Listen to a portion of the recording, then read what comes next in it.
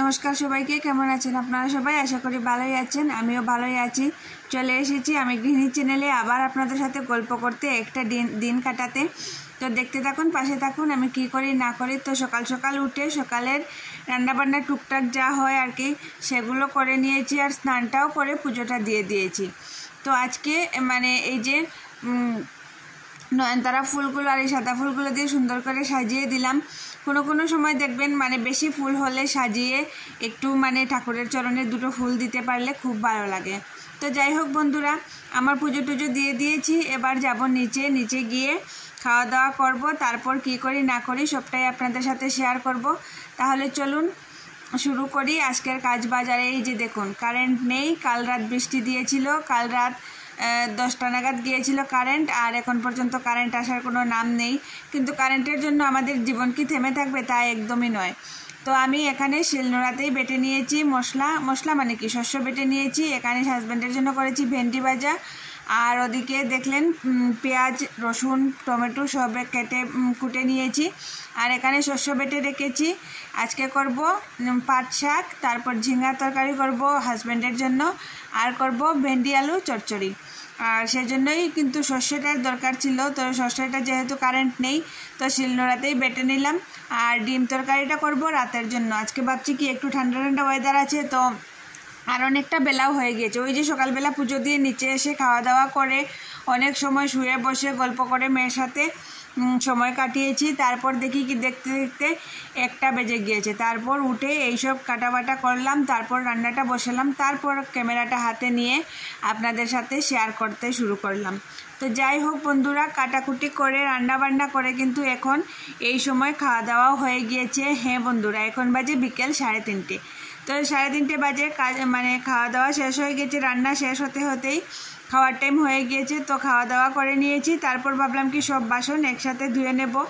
আর অনেক বাসনই আছে দেখবেন কাজে লাগে না ঠিকই, কিন্তু একটু তেল কাস্টে হয়ে যায়, তো সেগুলো কিছুদিন পর না ধুলে না হয়। তো সেগুলোও একটু ধুয়ে নিচ্ছি, কারণ বেশি দিন হয়ে গেলে আবার অনেক বাজে লাগে দেখতে। তো সেটাই আর কি। তো বাসনগুলো ধুয়ে নেই, তারপর কি করব না করব আপনাদের সাথে শেয়ার করব। আর এখনও হাজব্যান্ড আসেনি কাজ থেকে, ও আসলে পরে তারপর ওকে আবার খাওয়া দিতে হবে।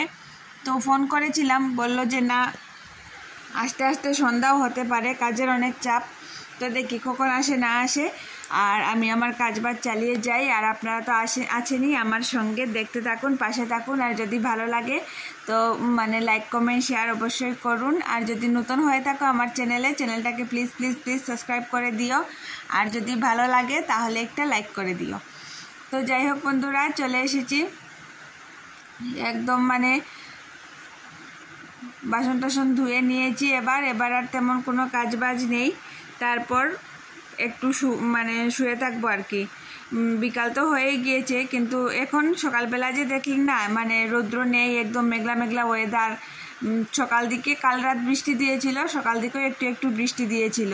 তারপর অনেক মেঘলা করে রেখেছিল, কিন্তু রোদও নেই বৃষ্টিও নেই, ভালো লাগছিল। কিন্তু এই বিকাল দিক থেকে এখন দেখছি কি এত প্রখরভাবে রৌদ্র উঠেছে, খুব গরমও লাগছে। গরমটা আর সহ্য করা যাচ্ছে না। আর আমাদের রান্নাঘরটাতে এত গরম, বিকাল থেকে গরমটা বেশি লাগে, কারণ ওই যে ওদিক দিয়ে রোদটা পুরা পড়ে। তো সেই জন্যই আর কি বিকাল থেকে তো রৌদ্র লাগেই, আর গরমও লাগে। আর ওয়ালটা খুব বেশি গরম হয়ে গেলে সন্ধ্যার পর আর আমাদের রান্নাঘরটা অগ্নিকুণ্ডে পরিণত হয়ে যায়। এখানে আর 1 সেকেন্ডও দাঁড়ানোর কোনো উপায় থাকে না আর কি, অসহ্য জ্বালা হয়ে যায় শরীরে। তো সেই জন্যই ভাবছি কি রান্নাটা যখন করেই নিয়েছি, দুপুর 2টা নাগাদ হয়তো রান্নাটা করেছি। তো রান্নাটা করেছি যখন, তাহলে রেখে দেবো, আর রাত্রে চাটা খেয়ে তারপর একটু ভাত বসিয়ে নেব, তো হয়ে যাবে ব্যাস। তো সেই জন্যই বাসনগুলো মেজে তারপর ঘরদোর ঝাড়টা দিয়ে তারপর একটু হাত পা ধুয়ে একটু শুয়ে বসে দিনটা কাটাবো ভাবছি, কারণ গরম পড়েছে অনেক। তো একটু ফ্যানের নিচে গিয়ে বসবো। আর আপনাদের ওদিকে কীরকম গরম পড়েছে না পড়েছে কমেন্টে অবশ্যই জানাবেন।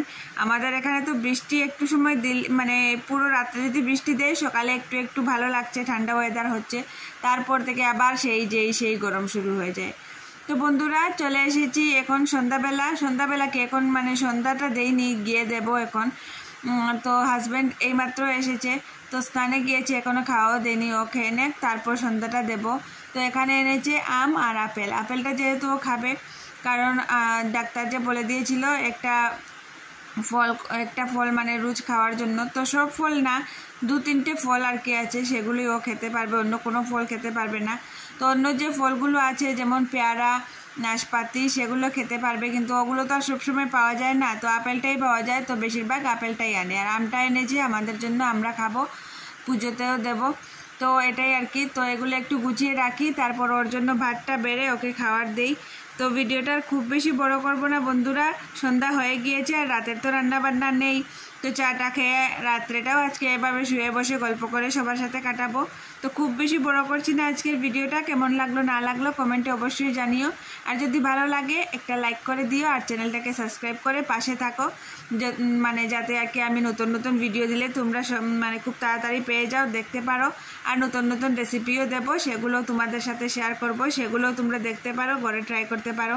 তো খুব তাড়াতাড়ি আবার নতুন একটা ভিডিও নিয়ে, নতুন একটা রেসিপি নিয়ে হয়তো তাড়াতাড়ি আসছি। আজকের জন্য টাটা।